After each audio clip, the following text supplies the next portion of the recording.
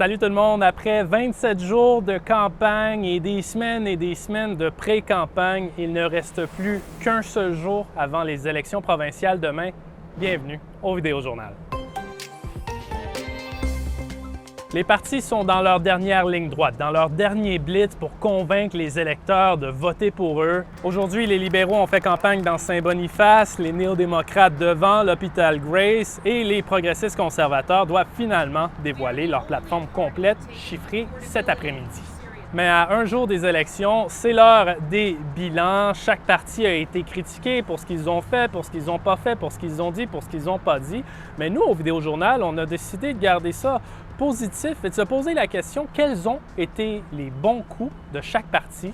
J'ai posé la question à l'analyste politique Félix Mathieu. Pour ce qui est du Parti progressiste conservateur, selon moi, leur meilleur coup pendant cette campagne électorale-là va avoir été d'avoir misé beaucoup sur leur candidature ici de la diversité ethnoculturelle, je pense à Obican par exemple, pour faire la promotion de leur plateforme électorale. Ce n'est pas quelque chose que le parti nous a habitués à faire dans le passé, et donc ici ça démontre une certaine ouverture, une évolution du parti.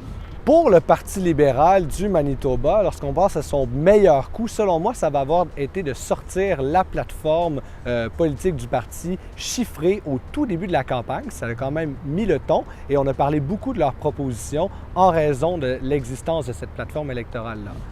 Et finalement, pour le Parti néo-démocrate, selon moi, leur meilleur coup pendant cette campagne électorale-là va avoir été d'être parvenu à aller chercher le soutien de Gary Doer, un homme politique extrêmement populaire dans la province, et de se présenter comme cette force politique modérée, centriste, qui vise l'équilibre budgétaire, tout en mettant de l'avant des politiques plus associées à un agenda progressiste.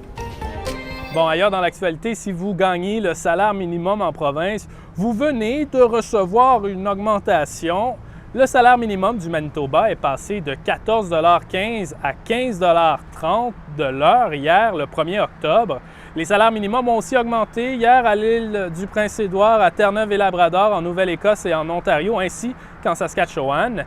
Mais avec cette nouvelle hausse, le Manitoba devient la troisième province avec le salaire minimum le plus élevé au pays, derrière la Colombie-Britannique et l'Ontario. Bon, et on termine ça aujourd'hui sur une triste nouvelle. On a appris en fin de semaine le décès d'un pilier du militantisme franco-manitobain, Armand Bédard, un grand défenseur des droits linguistiques. Il est décédé le 24 septembre à l'âge de 79 ans. Armand Bédard est notamment reconnu pour tout le combat qu'il a aidé à mener jusqu'en Cour suprême notamment pour confirmer le droit des francophones du Manitoba de gérer leurs écoles. Un hommage lui soit rendu le 7 octobre prochain.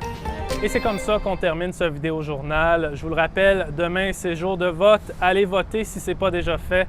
Je vous souhaite une merveilleuse journée. On se revoit demain. Au revoir.